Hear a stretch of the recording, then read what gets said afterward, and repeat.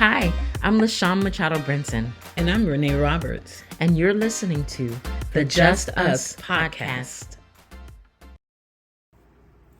Hey, y'all, it's that time. Hey. We have been planning and procrastinating Yes. to get this podcast up and running. But now is the time. Yeah. We're excited I'm for this podcast. Yeah. Yeah. We were really trying to get a name for it. Yeah, we were trying to decide, what are we going to call this podcast? Yeah, but before we give them that, let's introduce ourselves because we're not going to assume that everyone knows us, although we are super famous. We're not going to assume that everyone knows us. So I am Renee Roberts. I am Renee Roberts. You probably heard that ringing in the air somewhere, but that's who I am. Ringing in the air. Yeah, ringing in the air. Yes. I am Renee Roberts. Yes. And I am LaShawn Machado Brinson. Yeah. And this podcast is called Just Us. Just Us. Yeah, we just want to take some time to share about life, about us, about experiences, how those things relate and impact the way we live and do life on a daily basis. Yeah.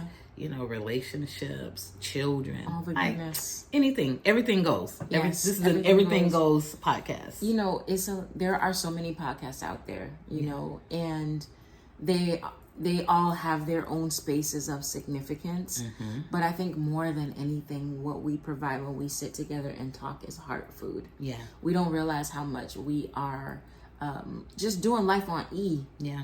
So many of us do life on E, and we've done it for so long that we don't realize that we just need some heart food. We need something to feed us, to feed our intellect. Our emotions need to be fed. Absolutely. You know? Absolutely. So, and as emerging doctors of psychology, I am soon to be Dr. Renee, Doctor of Developmental Psychology. And I am soon to be Dr. LaShawn, a doctor of social psychology. So when we're talking, we're not just giving opinions. You know, a lot of what we say is dressed with research, is backed by research, and absolutely, we are firm believers in research. You know, I know for me personally, you can't just tell me something and think I'm just going to believe it. Right. We got. I need to go check it out. I need to fact check. Google you quick first. Google, then I need to go find some articles to make sure, because Google going to the articles. Google could be a little shady too. Google sometimes. Can definitely be shady. So you know, this is, like you said, some heart food. This podcast is going to be dedicated to heart food. To heart food with just us. Yeah. So what you want to talk about today? You know, I was thinking about where we come from. Okay. You know, let's go. We're talking about, where we're headed and how we want this podcast to land in people's lives as heart food. Yeah. What is heart food to me when we talk about where we have come from? You know, and so I think it is so apropos that our first episode kind of talk about where we have come from and some of our experiences, how we got to the place of actually pursuing our doctoral degrees at this stage in life. Especially coming from a pastoral background. Ooh, let's talk about it. I should have had my water with me. Listen, you need to be drinking something. Some tea. Because we're about to give you some ramen tea. Coke, right? Whatever suits your belly. Need something. Because, coming from a pastoral background, like you said, it's such a different space when you leave that place. And I've been listening to a lot of people lately talk about being church famous. Oh my God. You know, it's a little box there. Being church famous. And so nobody outside of church know you. Nobody knows you. Not unless you're caught up in a scandal. Nor do they recognize the anointing on your life. Wow. Right? Wow. So you leave a space of everyone is pastor, oh my God, pastor. They're depending on you in that way. And you have to come out of it and make real relationships. Yeah. Wow. It's really different. Yeah. Because church carries its own culture. Yeah, church carries its own culture. And so we know the lingo. We know how to relate to people in that space, But to come outside of that space it is very difficult to make the transition sometimes, Yeah. Depending on, because it can be very closed in. It's like raising a sheltered child. Yes. Yeah. And so, it's been an interesting journey. Which is why we see like people on American Idol who have been told that they can sing all their lives and all they did was sing in church. And then when they get on American Idol with the professionals, and Simon was like, what the hell was that? And they think they sang their heart out. They killed it. The anointing showed up in the American Idol audition space. There's a gift there. Right. Yeah. But because of that sheltering, it's like a whole new world that you have to come out and experience and see, like, boo, get it together. How did that make you feel, though? Like, let's talk about how that impacted us, coming out into a wider space, let's put it that way, a wider social schema outside of the church, trying to get your bearings and like, what did that feel like? At first it felt like survival, really. Yeah. Because when you leave that space, most of the time, you don't have a whole lot of people who are willing to do life with you. You've had a bunch of people who were willing to do church with you, but they were never willing to do life with you. Because church was life. Because church was life. Yeah. And so coming out of that space where you no longer have what, gave you some pseudo form of life, and then you don't have the relationships. And so now you are literally on your own. We make up our social selves. We create a social identity. Yeah. And how we see ourselves is based upon our social connections. So when those connections went away, for me personally, it really felt horrible. Yeah. Because first you realize, like, okay, nobody was in a real relationship with me to where they want to contact me and be with me. So coming outside of that space, you're literally on your own. Yeah. And you have to find, you gotta find a new tribe. Yeah. Yeah, that's true. It was painful for me. It is painful. Yeah. That was really painful. And being the Capricorn that I am, you just don't let pain show. You kind of work through it, and so people think you're okay. Yeah. They're like, oh, she's navigating, she's killing it, she's enjoying her life. It's killing me. Which I am and was enjoying my life. However, the transition is painful when you have people that you've poured and you've been there and late nights. Late nights, early labor mornings. rooms, Yes. Not spiritual ones either. We're not talking about the birthing floor spiritually, We're talking about with you. Just and doing it because you have a heart to do it, not because I felt obligated, but to do that and then to make a transition. And it's almost like you have done you've committed the highest crime. In healing. Yeah, just because I decided to heal. Yeah. That's wild. wild. So, you get abandoned. You know what I'm saying? Yeah. And so I know for me, healing from abandonment issues, at the time, I was not healed. So, so the pain was deep for me. Absolutely. And so then people are looking like, well, why don't we see you? And you only want to see me in those church spaces, though. And when you see me, you can't separate me from Pastor role. Renee. Yeah. I'm not even a person to you. Right. I'm just Pastor. I'm the object of your spiritual obsession. I'm this object of your spirituality. Yeah. And it's just like, or of your faith, of your Christianity. I make you feel comfortable in your spiritual space. Yeah. And what I decided was I no longer will put myself in places and positions that don't serve me. So I'm not going to make anybody feel comfortable by doing something that doesn't serve me, you know? So why weren't you there? Because, that has not, towards the end was not a safe space for me. Right. Yeah. I'm no longer going to be disloyal to myself. Right. to be loyal to you. Right. Which, being in that pastoring role, a lot of times, if you do not watch it, you will constantly be loyal to other people. Yeah. And not loyal to yourself. Absolutely. You know, we've watched a lot of women die. Yeah, absolutely. In that role. In that role. And God forbid you divorce.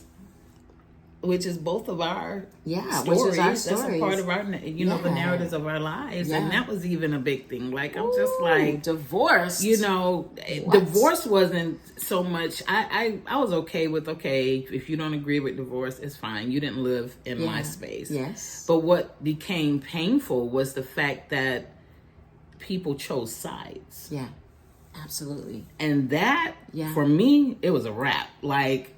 Everybody can kick rocks you can stay now. Over there. Everybody stay right there. Because I'm like, nobody needed to choose sides. You know, both Why don't of you us care for both? Right, care for both. Yeah. Show the same care for both. For both sides. You know? Yeah. So for me, it was a wrap. Yeah. You know, so people that, that were used to seeing me, didn't see me, but if we pop up in the same place, oh my God, where you been? Home. In my safe space. In my safe space. Yeah. Yeah, we literally. Because nobody's checking for me. Nobody was checking for me. We had to create a nice bubble within our own relationship. Absolutely. To have enough padding to start to heal from those spaces. Yeah. Because it's really tough when people choose sides. You're already dealing with a divorce. Right, which is a rip. It's a tear. Yeah. Which it took you years to be able to admit that you needed to get one. That's like... It didn't just emerge overnight. No. It took so much time to actually get to the point where it's like, okay, God cares more about my emotions than God cares about how this marriage looks. Mm-hmm. Mm-hmm. You know what I mean? Mm-hmm. Because really, after a while, the marriage really is just it's just a smoke screen for other people to look at and go, yes, everything is okay, when it's not. I'm dying inside. I'm not okay. You know? Right. Forget the issues. I'm not okay. And you find, instead of people caring for the person, you realize that it was the image that they were after the whole time. It's the image they care for. So That's really guess painful. What? I had to divorce the church. You had to divorce the church. I had to divorce the church Absolutely. Too. You know, and put myself in a healthy space. So and stay there. You know, I love everyone. There's no hate in my body for anybody. No love's lost. But there have been some strict boundaries placed around my life. Time will no longer be invested in certain spaces because no, if we want to make exchanges, then let's do that. And I will say I have a few that I'm still very close with because we make exchanges, and I thank God for those people. But for the masses, no longer. I think I didn't come out with that. Yeah. I didn't come out with my few. Yeah, I think you did initially, but then they really showed who they were. Fall off after a while. Yeah. Because, of course every relationship is going to be tested. Every relationship is tested. And it should be. Yeah. And then you realize when people can no longer walk with you because, they had you up on this pedestal. And now that you no longer man that space, you never asked to be there in the first place. Yeah. But because you cannot man that place because you're healing, they really, that can bring in a whole lot of rejection. You would expect, right? You have two Black women who have decided to break what people always call generational curses or generational pathologies, right? You have two Black women who have decided. You would think that people would congratulate and say, you're doing it. Yeah. I'm proud of you. Yeah. It's so good that you decided to really care for yourself and be healthy instead of just looking apart. You think that everyone would be super happy. Yeah. But we only come in contact with those people here and there. Yeah, and most times they're not, we don't know them. It's when they hear the story, then they're like, "Oh my God, I'm so proud of you." Absolutely. But you don't hear it from people that knew you or know you, or family members that said, we really care. Oh, let's not even talk about family members. Girl, my family. Wow. We're going to leave that alone because I'm sure my family's going to listen to this. So we're just going to leave it alone. Gonna let sleeping dogs lay there, okay? Yeah. But just everybody you don't get that from. You really don't. Who really knows you. You get that from people that really hear you. Yeah. So when people say, to women, you need to leave him. You know what I'm saying? You need to leave him. He's abusive. You need to leave him. Or he's cheating on you. Or this person is mistreating you. Why are you still friends with them? It seems like to the people that are in a space of not having to deal with those situations, it seems to them like it is an easy decision. Just leave. Right? It's not. But it's not that easy because leaving carries with it a lot of stigmas. Listen, a lot of stigmas. Yeah. In the church, of course, or even people that don't go to church think. But they're religious minded. Yes, right? Think that you're weak. Yeah. There's a lack of faith. And there's only one reason that God will allow divorce, Ooh. Don't try to, that's nothing. Don't try to get up in my business. Like, you don't know why I'm divorced. And that's the thing. I can't even tell the fullness of this story because I'm not trying to destroy anyone here. No, I'm trying to take care of myself. Right. This is what this move was about, taking care of Renee. Yeah. Nothing else. Right. It wasn't about no one else plastering anybody's name up and saying avoid this person because he's this or that. But it was more of LaShawn needs help. Yes. LaShawn is gonna die. Help. Right. If she stays here. So I think both of us supporting each other was important. It was very important. I'm thinking if I didn't have you, I don't know how I would have navigated through it. I'm a Capricorn, so I would have got through it. But I don't know how hard I may have been after that. I don't know. I have ideas of what would have happened with me. Yeah, you do. Sometimes it leans towards violence. Like you know what I'm saying? Lockdown.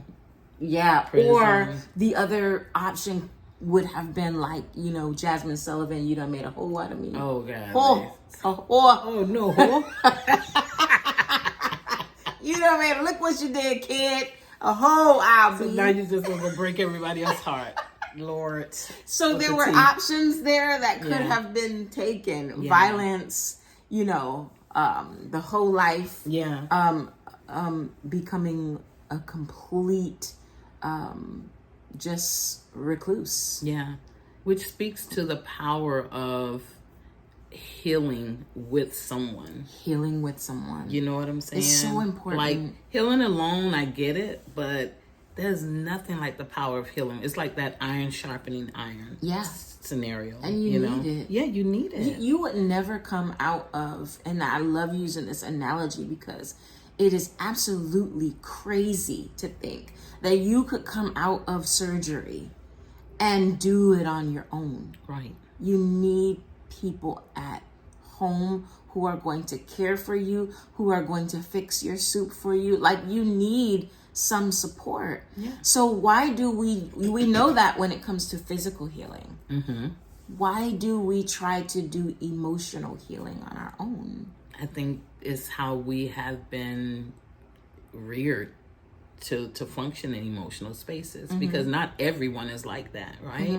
But you can't say the majority is, and I think that's because the majority of us were kind of raised similarly when it comes to emotions. Yeah. Either the emotions have been neglected, not a focus, a pattern, not an attention grabber, or how our parents dealt with emotions they dealt with us in that way, which made us deal with emotions that way, which made us deal with our, until we decide to break passing it on right? down. Until we decide to break it and become more informed about our emotions, and our feelings. So of course, coming out of a divorce or whatever you may have come out of, coming out of whatever bad situation that you needed to get out of for yourself. But coming out of course, the normal thing for us to do, and when I say normal, I don't mean good, but the normal thing, the norm is incubate yourself, be by yourself. Yeah. I don't trust anybody. Yeah. And we don't realize that isolation and incubation only heightens the lack of trust. But if you think about it, like really think about it, when we were on punishment, where were we sent? Isolation, to your room or to a corner. If we were verbal about how we felt as children, where were we sent? First you were silenced and then sent away. And then isolated. Yes. So that's what a lot of us are doing as adults. The same behaviors. When I have these heavy emotions or life isn't going the way that I'm expecting it to go, I am going to isolate / punish myself until I get it together. Yeah, no. Ooh, oh, listen. Yeah, that's how pathologies are developed. Yes. Yes. And we carry it on until we realize we are not doing this right. Wow. And this is how we heal. This is how we begin to really heal. The first step is awareness, like awareness of the patterns, awareness of this is not okay. Just because I do it on a norm, it doesn't make it right. It doesn't make it okay. Yeah. And that's something I discovered, like even in myself, just how I was dealing with it. I'm like, this time I'm going to open myself up and be vulnerable through this process, not with everybody, but with those that I felt safe with, and that has literally brought me through the tunnel, and I'm on the other side of it now. I'm outside again. I'm outside again. We outside. You know what? That's so true. Like, it really felt like a tunnel. Yeah, it's a tunnel. Sometimes it seemed like there was a blockade at the end because it didn't see like the light. Stacked up cars, you got to climb over, and I'm thinking about horror movies. Right, but I know. Yeah, There's a couple of Walking Dead, right?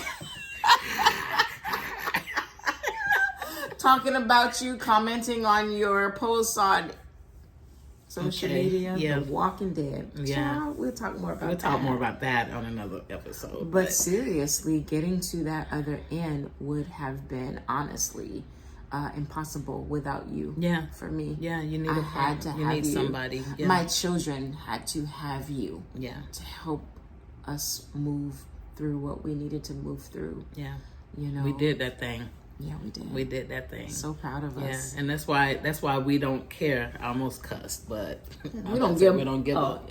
We're gonna be kind on this one. You may get some encounter some things. You may run into it. So if your spiritual ears are too sensitive, then I don't know. You may not want to follow. If this you've known either of podcast. us as pastor, it would be really good for you to not listen. That's not who we are. We have gotten to some different spaces of life. And we are enjoying ourselves. We are loving God, loving people, and loving ourselves. Big time. Just turn it off if you but we don't care about the banter that's behind us. We are just headed somewhere. And we built a company. Yeah, we built a new circle of friends, a school, and like so much. Everything is in building progress. Yeah. And so it's a good thing. It's really a good thing. So I'm excited. enjoying. I'm now beginning to fully enjoy this part of the journey, which is so wild because for so long I thought I was enjoying what I was doing. Yeah. And I didn't realize I wasn't enjoying it until I got the results of it. So why is my body acting up? Why am I, why do I have high blood pressure? Why do I have stomach issues? True. Yeah. Why am I dealing? But I'm nervous thinking system I'm out enjoying of whack. Because that's all you've known, and I can't deny that I had seasons of enjoyment in what I was doing because I love people. Right. I think that was the enjoyment aspect of it. Once again, I didn't become more aware until I started making shifts. Yeah. So until you start to heal. As I started healing and making shifts, got in therapy and making these movements. Now I'm realizing, like, whoa, this, the scales have been taken off my eyes. Whoa, this is not good. Oh, this is what home looks like. Oh, this is what I thought was my safe space. And but you learn, you live, and you learn. You live, learn, and you keep moving. And grateful. I'm grateful. Very grateful. For where I've been. Absolutely. I wouldn't be the woman I am today without that. Yeah. You know what I'm saying? It's not a bash on where I've been. It's a highlight on where I am. I have some bashing for some certain spaces. But we'll get into it. I have a bit of bashing. Well, you had a different setup. There will be there will be okay, and I'm just gonna be here to cheer you on. Thank you. Yes, it's gonna be great. That. So that's why you're my partner in this. Period. Clap that back. So I think this was a good first episode. Yeah, we just kind of shared our heart, had some heart talk. And I love it. We've come out of constraints and restraints. I know, right? It even changes how your voice sounds. Yeah, because it's just relaxed. Because I remember on my first podcast, I was like, so what we're going to do? I still have my pastor trying to be voice. all polished. Listen, y'all may hear or see us.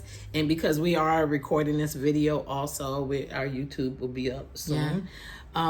So you may see that you are going to see different backgrounds. We're not setting up nothing. It is what it is. It's just us. It's just us. Yeah. And so I enjoyed this. Yeah. Now I'm looking forward to recording again. Me too. Yeah. Yeah. All right, y'all. So we'll see y'all on the next episode. We'll see you and you'll hear us. Yes. On the next episode. No, we won't really see them though. Well, I'm looking in the video and it's like, I'll see you. Well, you'll see us. But what we can see of you is when you share. So share it. Share it. Share the episode. Comment. Yes. Like Let it. people know about it. And don't be talking trash because we will clap back. Yes, we do. We clap back. In the name of Jesus. We clap back. You gonna get your Christian feelings hurt. You go get your Christian toes gonna be stepped upon. Come kindly.